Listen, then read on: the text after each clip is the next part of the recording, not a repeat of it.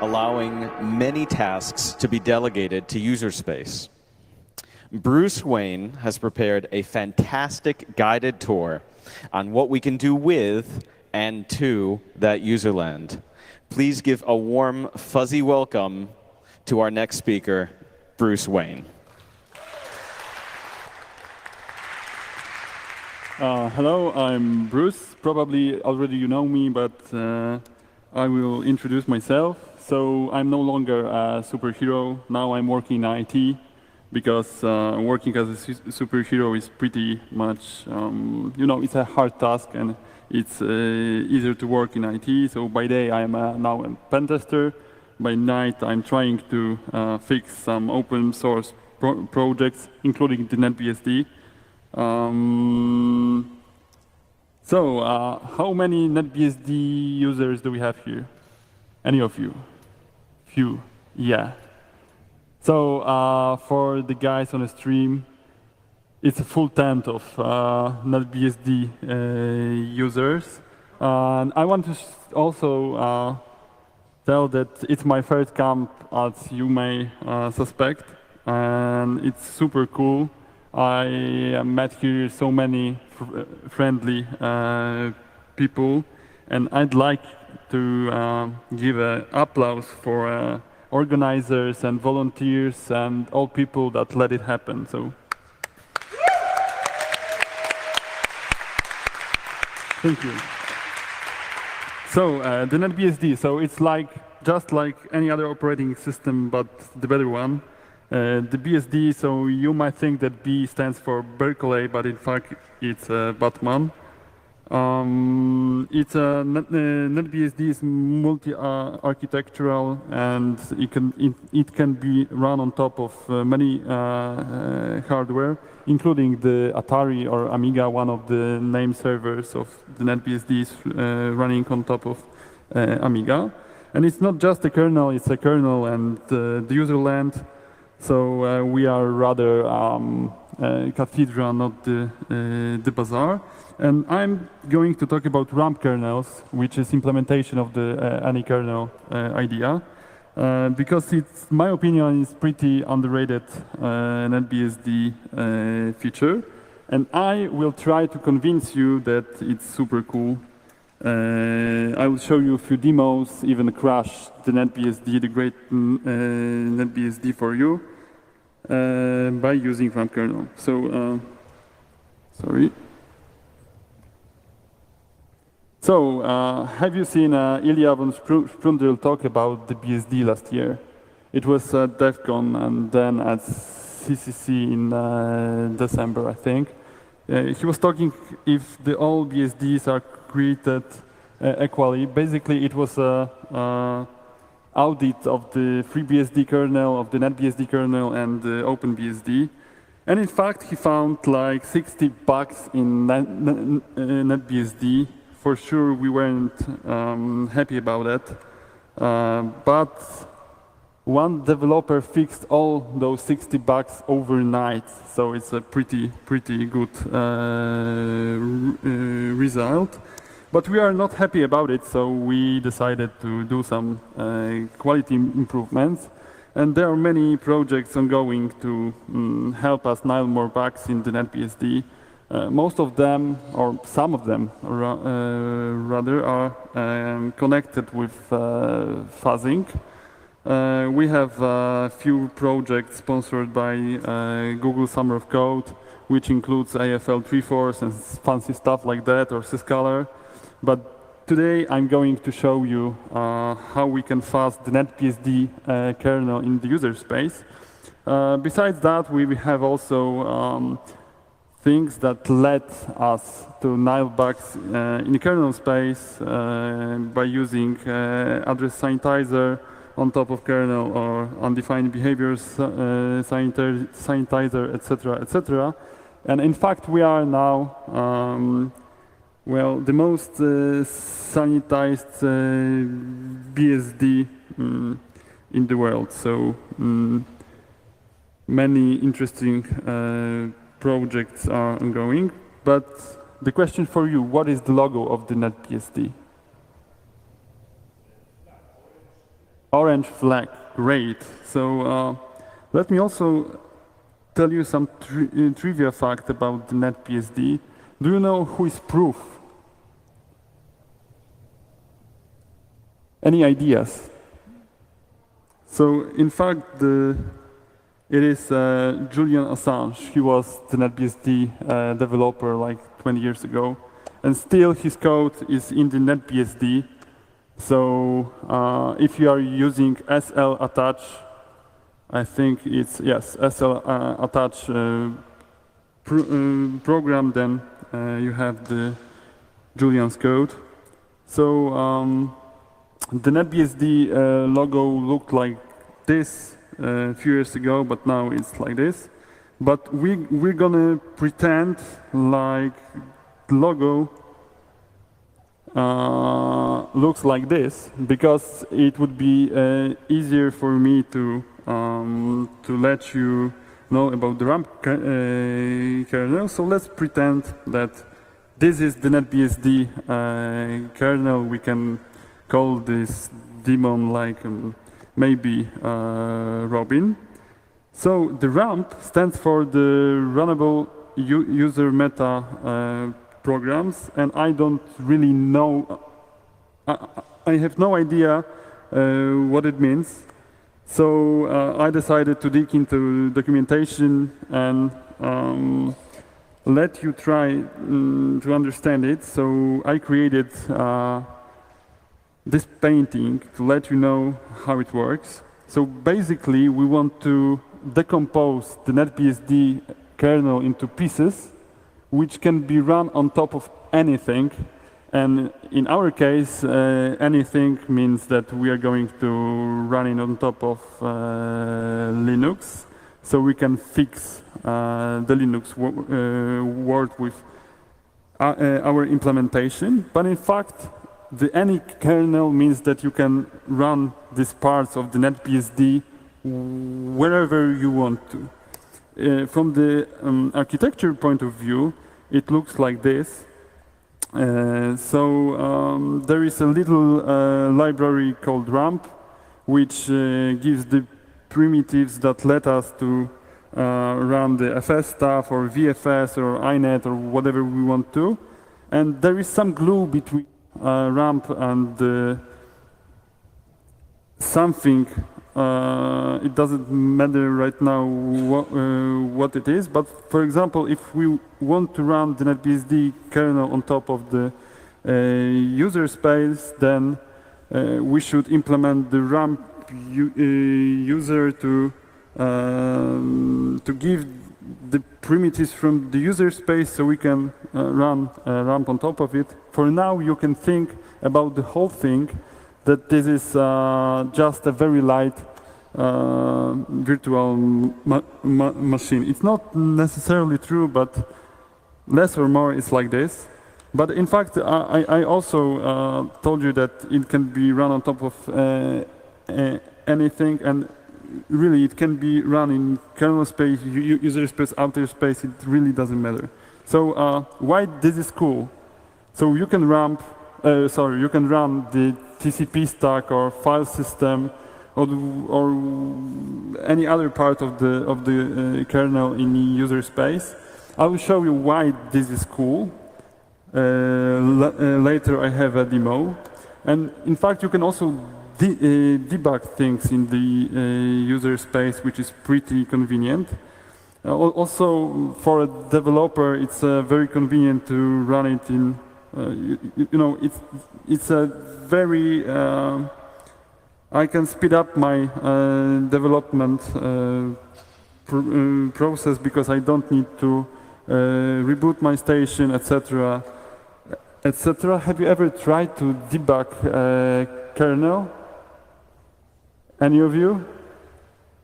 Is it easy task or rather not? You have to set up, yeah, it's a very complicated stuff, so sometimes you need a serial port and connect two machines. It's not that easy. And I'm going to give you a demo that in NetBSD it's easy, and in fact you can also use the userland tools on top of the RAMP kernel, so you can use GDB or Valgrind or whatever you want to. So the first demo is to show you the GDB debugger. So, sorry. Oops.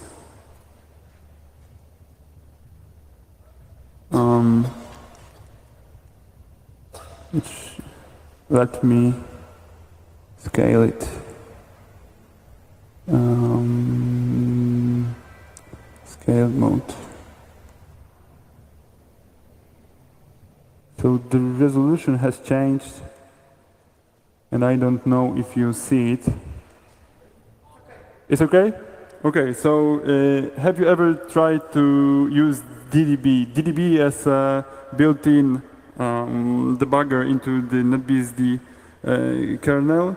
You can get into by some magic key sequence, and now we are running in kernel space the debugger, but it's pretty simple debugger. I mean that many features are not here, and using that it's pretty inconvenient. So I will run the RAMP kernel on top of Linux and show you how you can debug the NetBSD kernel in user space. So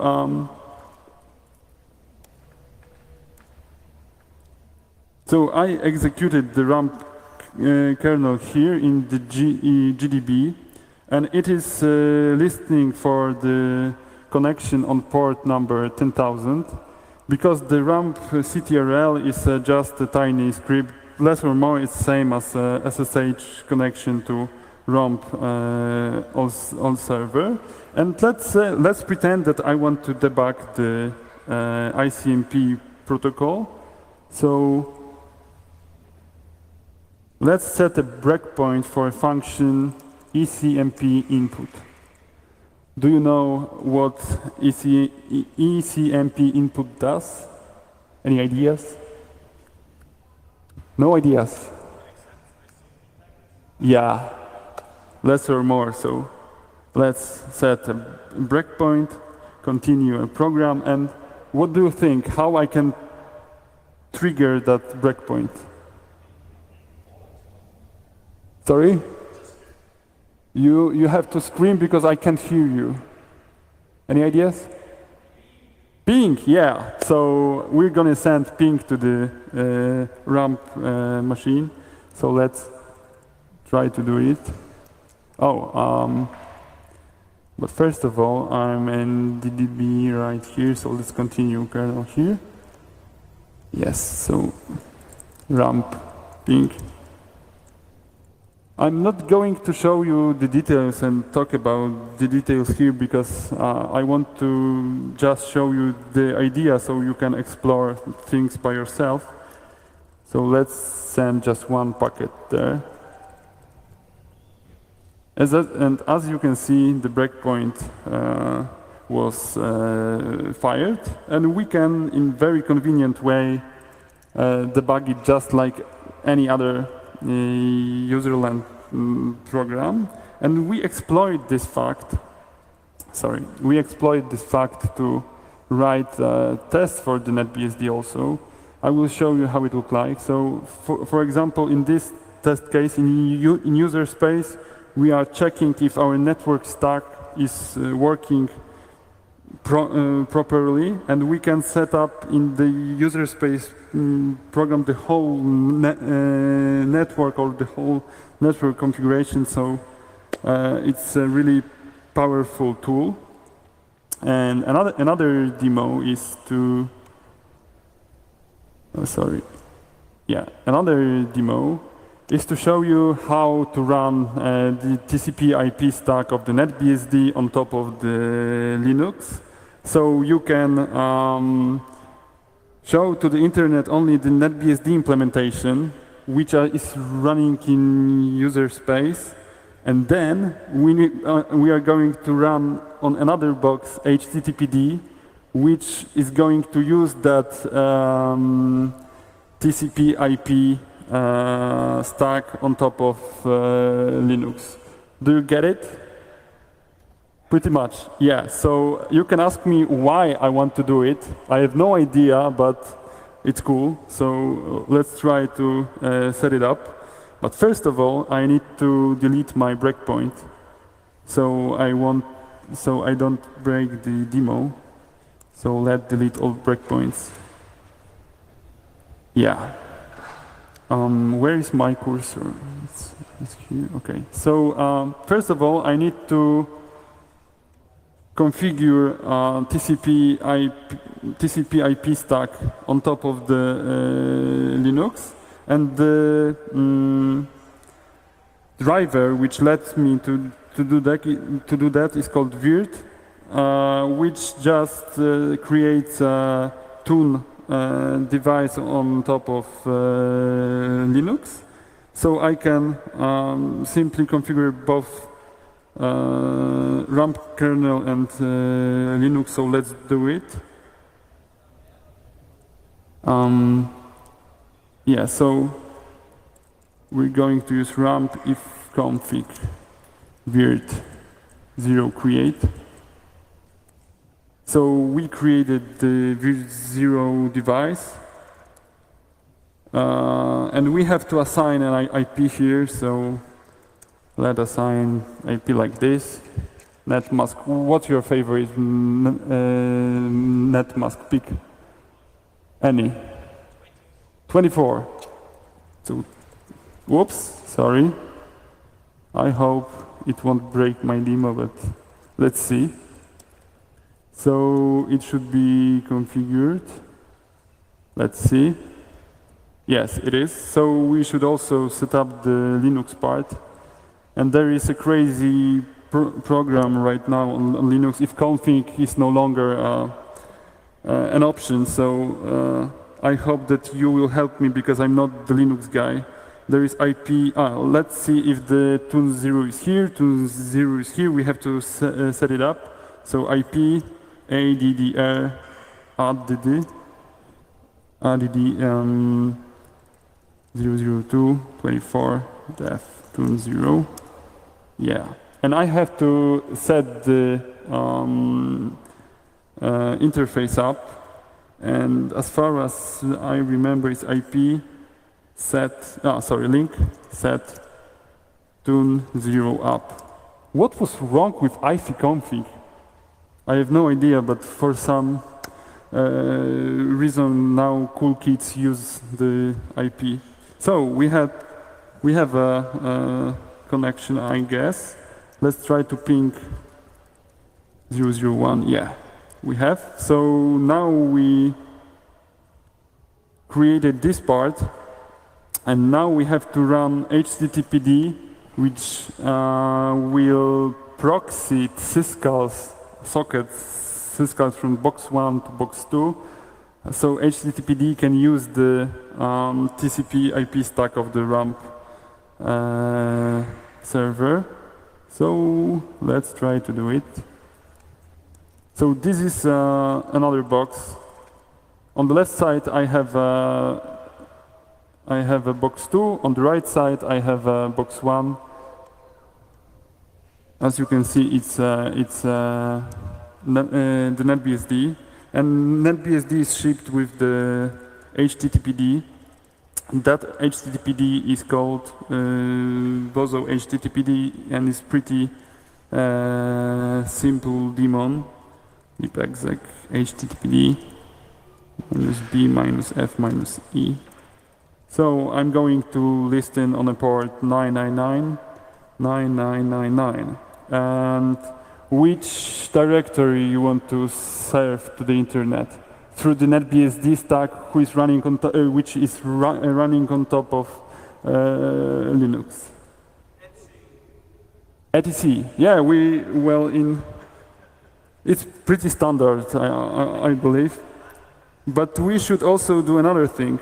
If we execute the HTTPD like this, it's going to use the native TCP/IP stack.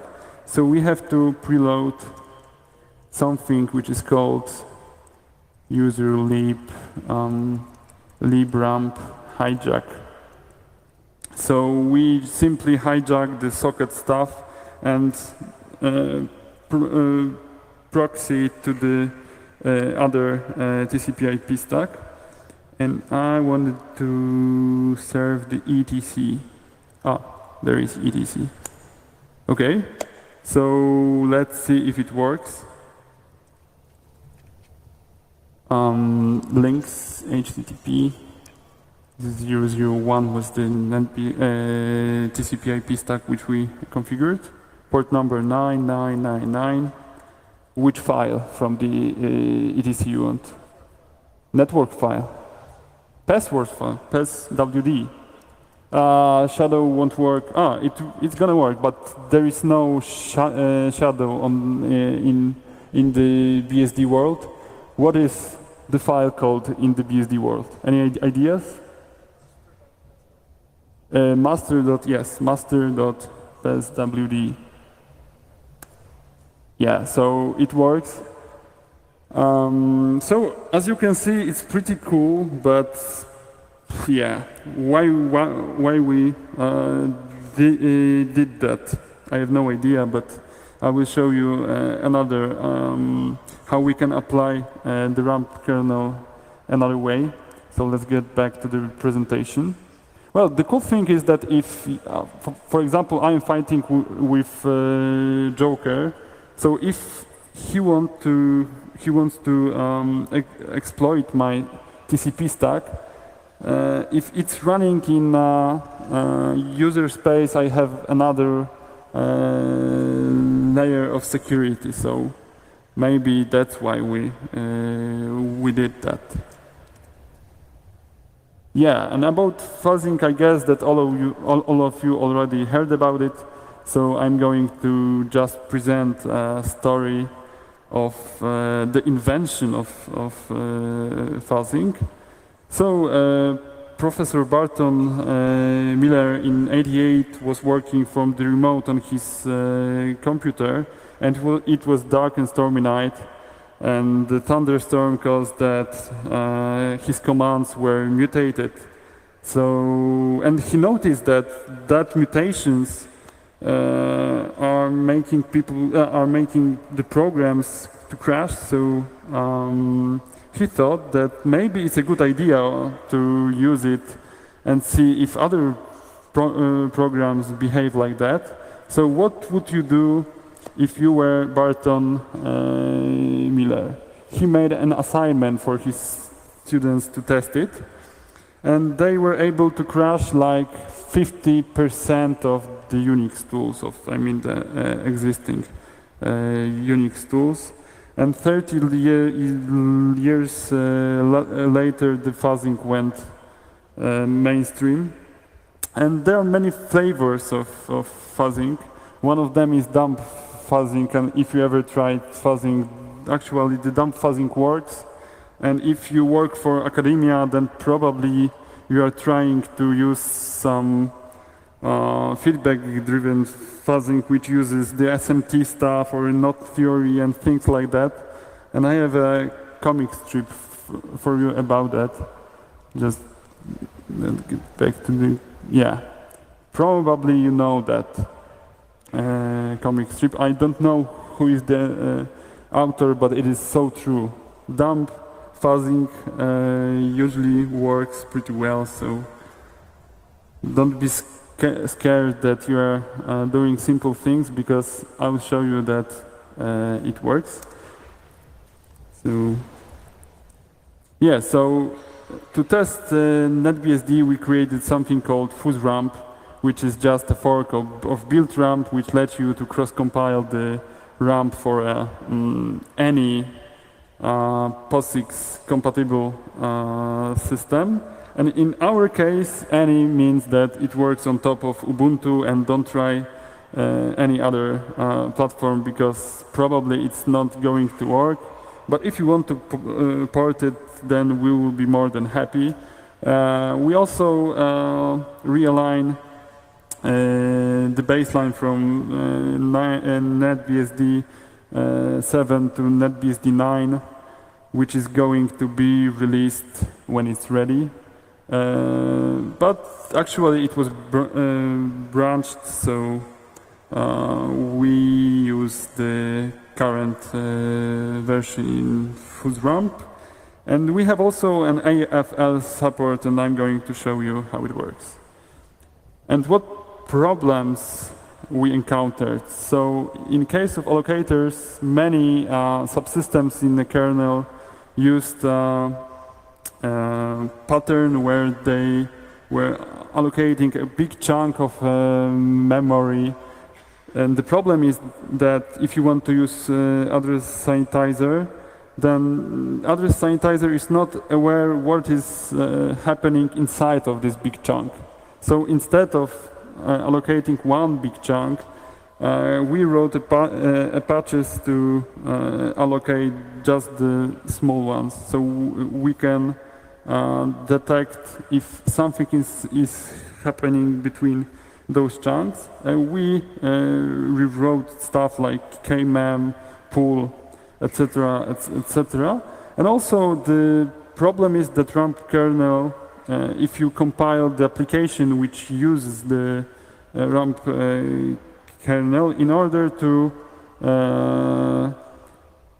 avoid the clashes between the name functions, rump renames every function of the kernel with the prefix rump ns. And the problem is that address sanitizer is not able to see that rump ns memset is in fact memset. So we created just a simple library to expose the memset instead of rump ns memset, and using it is as easy as doing simple LD reload, so address sanitizer can be happy again.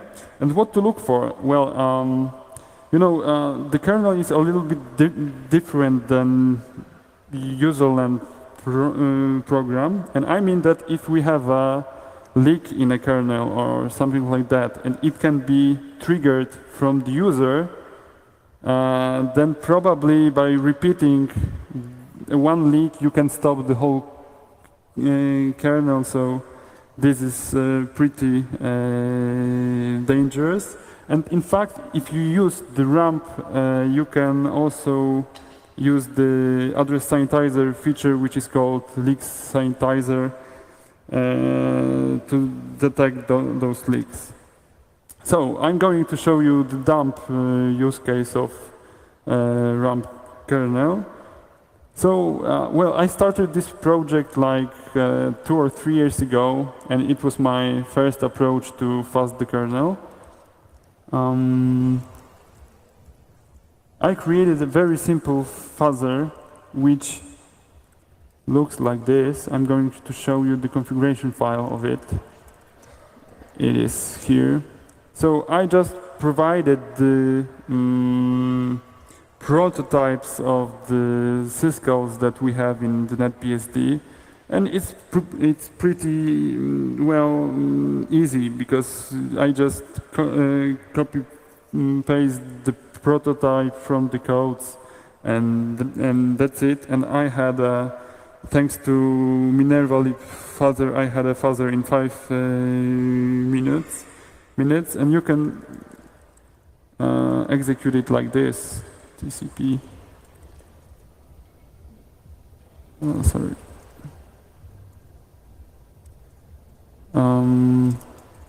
Let's try with 10 iterations. So it simply calls the random functions with the random arguments. And in fact, we were able to find a lot of bugs using it, which is quite embarrassing, right? Because we are rather not supposed to have bugs like that in a kernel. But if we can use address sanitizer, then we nailed bugs which are not necessarily caused the panic of the kernel or things like that. It was just harmless bugs, but in fact they were bugs.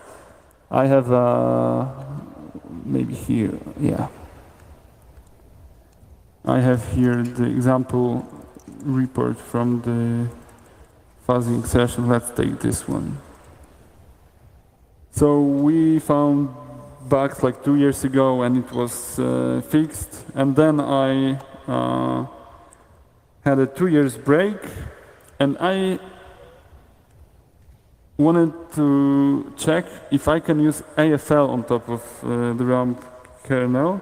Well, it wasn't a trivial task to port, but we managed to compile RAM using AFL clunk and things like that. And I'm going to show you how easy it is to fuzz the NetBSD with AFL. So if you want to do it, you have to fuzz RAM clients, yes. For now, I will show you the FFS example, which is just the file system. So we have here, simply we are mounting the file, which is provided in the arguments of this client. So we just wrote 15 lines of code, and we are able to run it in the AFL and find the bugs. And I will show you that we, in fact, found some bugs. But let me log here. Well, I'll show you the crash we found recently in X2 file system. Yeah? Yeah, I know. Thank you.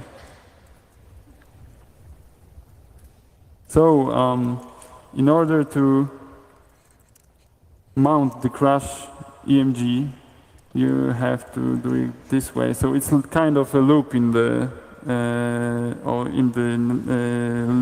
Linux world, and then we're going to mount it X2 FS def and 0 MNT. And what do you think? What's going to happen? Crash, yeah. Yeah, so it crashed, and it was found thanks to 15 lines of code in AFL. It's a division by zero bug in the X2FS. But in fact, if you want to exploit that, you have to be a root, so it's pretty harmless, and that's why I show it publicly right now. And we also decided that, the FS stuff is, well, I would say that we expected to find many bugs in file systems, because if you mount, unknown image, then you are not responsible. So we thought that fuzzing network could be more interesting, and our first approach was to use just the raw sockets in RAM kernel, but we had a problem that we didn't know when the packet is handled by the kernel, because there is, for example, if you send the IP packet to the NetBSD, it's handled by soft interrupt, and we don't know when it's going to be fired up. So we decided to, well, it's another cool feature that from the point of view of the application, you can call any kernel function, which is cool, but, well, we are abusing here our API a little bit. So I will show you how it looks like. Let's get back to the terminals.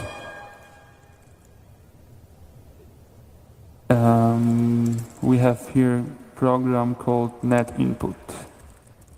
Netinput is a program that reads a packet from the standard input and simply pushes it to the network stuff. We call here function fuzzramp IP input, and we implemented that function in our kernel. I will show you the implementation.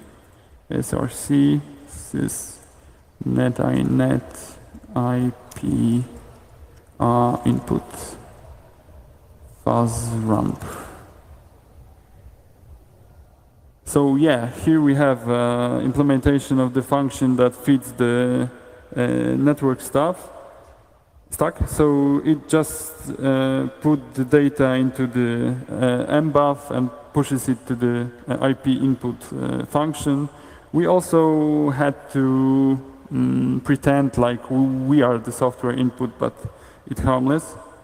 And what do you think, by using this approach, how many bugs we have found so far? And you should ask me, Batman, but what about the checksums and stuff like that? If you mutate packets, then you're going to have invalid packets because of the checksums. So I showed you that we are feeding the loopback device, and the checksum are turned off there, so we don't have to care about it. And how many bugs we have found? What do you think? 20. Any other ideas? So we have found nothing yet, at least, which is both pretty cool. As a developer, I'm really proud of it. As a bug hunter, I'm pretty sad about it. But it's not that our effort is meaningless, because now we have a corpus that of the packets that covers pretty much of our network stack. So we can test every change by running this corpus if anything is broken. And in fact, it wasn't a big surprise, because the network stack is pretty well tested in the wild. If you ever connected any box to the internet, you know that a lot of very special packets are there. Everyone is trying to scan you, etc., etc. So it's not a big surprise. But at least we are not noobs, because we run the NetBSD kernel in the user space. We can compile it with the AFL, and finally, we want to cover more drivers, especially the Wi-Fi stack and the Bluetooth stuff. If you want to help us, we would be more than happy to cooperate with you. We can also try to integrate this project with the OSS Fuzz by Google. So we would have, we can have reports from them that we, well, have a broken kernel or something like that. So I know also that other operating systems like Linux have the same things as RAMP. I don't know if it's working or not. Maybe you would tell me. For example, in Linux there is a libOS. Have you ever tried to use it? Not really. But I think that it's not as advanced as RAM stuff, so maybe you can work on it.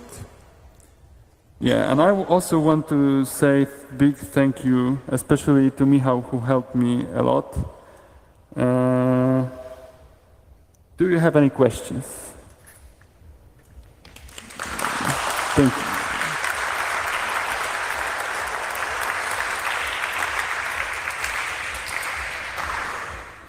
Great, so if you have questions, we have a microphone angel standing over there. We have a microphone angel standing over there. And we have perhaps some questions from the internet for Batman. No questions for Batman. The internet is very disappointing this evening. But here we have a question. Thanks for a nice talk.